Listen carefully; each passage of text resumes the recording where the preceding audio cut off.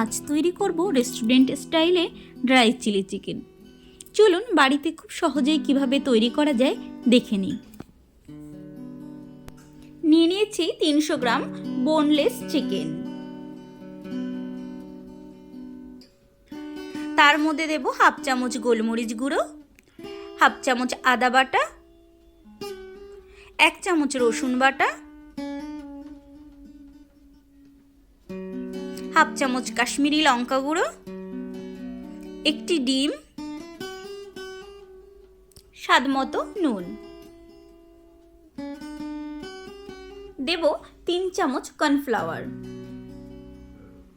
Cornflour দিয়ে এটাকে খুব সুন্দর করে মেখে নেব, যাতে প্রতিটি চিকেনের গায়ে ভালো করে মশলা মেখে যায়। সব কিছু দিয়ে মেখে নেওয়ার পর দেখছি একটু পাতলা হয়ে যাচ্ছে, তার জন্য দিয়ে দেব আরও 2 চামচ কর্নফ্লাওয়ার। খুব ভালোভাবে মেখে নিতে হবে, ঝোলটা খুব বেশি পাতলাও হবে না আর গাঢ়ও হবে না, কারণ বেশি কর্নফ্লাওয়ার দিলে কোটটা অনেক বেশি মোটা হয়ে যায়, খেতে ভালো লাগে না। এবার চিকেনটাকে 30 মিনিটের জন্য রেস্টে রেখে দেব। কিছু সবজি কেটে নিয়েছি, ক্যাপসিকাম, বেবি কর্ন, পেঁয়াজ, টমেটো, কাঁচা লঙ্কা, আদা কুচি আর রসুন কুচি। ওভেনে একটি কড়াই বসিয়ে দিয়েছি, কড়াই গরম হয়ে গেছে, দিয়ে দেব হাফ কাপ রিফাইন অয়েল।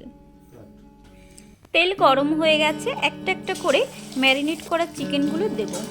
এখানে একসঙ্গে দুটো দেওয়া যাবে না, একটি একটি করে তুলেই দিতে হবে চামচের সাহায্যে, না হলে পকোড়াগুলো একটির সঙ্গে একটি লেগে যাবে।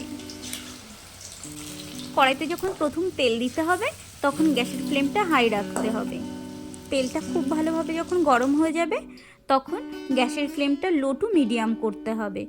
তারপর চিকেন পকোড়াগুলো একটা একটা করে দিয়ে দিতে হবে। এরকম করে বেশ 15-16 মিনিট ধরে এক এক ব্যাচ করে পকোড়া ভেজে তুলতে হবে, না হলে চিকেন পকোড়াগুলো বাইরে থেকে পুড়ে যাবে আর ভেতর থেকে ভালোভাবে সেদ্ধ হবে না। আবার যখন পকোড়াগুলো নামাতে হবে বা তুলে নিতে হবে তখন গ্যাসের ফ্লেমটা হাই দিতে হবে, না হলে তেল থেকে যায় আর মুচমুচেও হবে না। পকোড়াগুলো আমাদের ভাজা হয়ে গেছে, এবার একটি পাত্রে তুলে নেব। পকোড়াগুলো ভাজা হয়ে যাওয়ার পর যে কড়াইতে ছোট ছোট টুকরো থাকে সেগুলো ভালো করে তুলে ফেলে দিতে হবে, না হলে পরের ব্যাচ যখন ভাজবো তখন ওগুলো ওর গায়ের সঙ্গে লেগে যাবে আর পুড়ে তেতো হয়ে যাবে। ঠিক একই পদ্ধতিতে বাকি পকোড়াগুলোকেও ভেজে নেব। এতটা তেল আমরা রান্নায় ব্যবহার করব না, তার জন্য কিছুটা তেল আমরা উঠিয়ে নেব।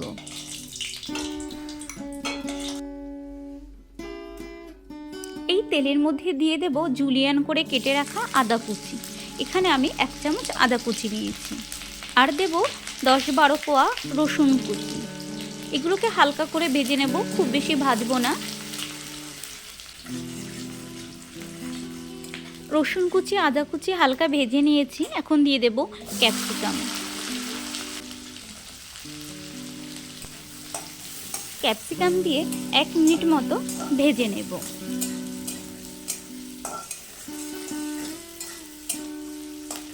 দিয়ে দেব বেবি কর্ন। বেবি কর্নটা একটু শক্ত হওয়ার জন্য হালকা করে সেদ্ধ করে নিয়েছি, খুব বেশি সেদ্ধ নয়, জাস্ট 3-4 মিনিট মতো ভাপিয়ে নিয়েছি।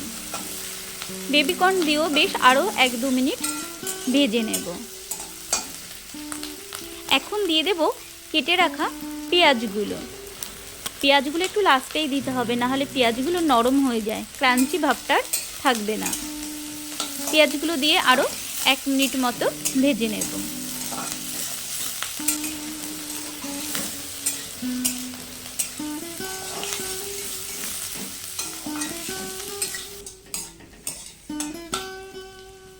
দিয়ে দেব বীজ ছাড়িয়ে কেটে রাখা টমেটো কুচি।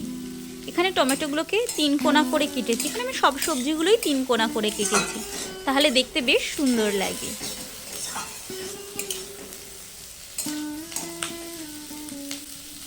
দিয়ে দেব 4টি কাঁচা লঙ্কা কুচি, বেশ ঝালঝাল খেতে হবে। খেয়াল রাখতে হবে কোনো সবজি যেন খুব বেশি সেদ্ধ না হয়ে যায়।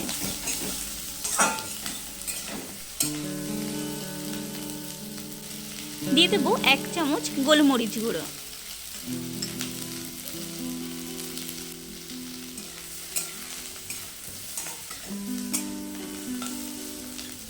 এখানে আমি এখন দিয়ে দেবো সস। একটি পাত্রে 3 প্রকার সসকে মিশিয়ে নিয়েছিলাম।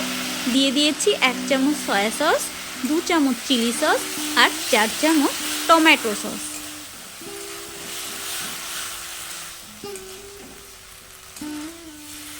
সস দিয়ে 1 মিনিট মতো নেড়ে চেড়ে দিয়ে দেব ভেজে রাখা চিকেন পকোড়াগুলো।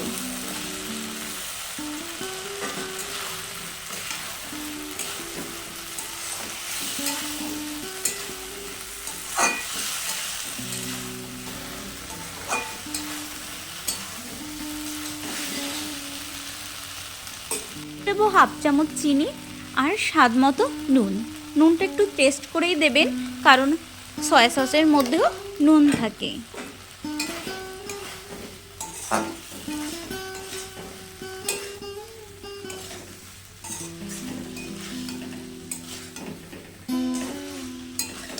এক চামচ কর্নফ্লাওয়ারকে 2-3 চামচ জলে ভালো করে গুলে নিয়েছি, সেটি ঢেলে দেব।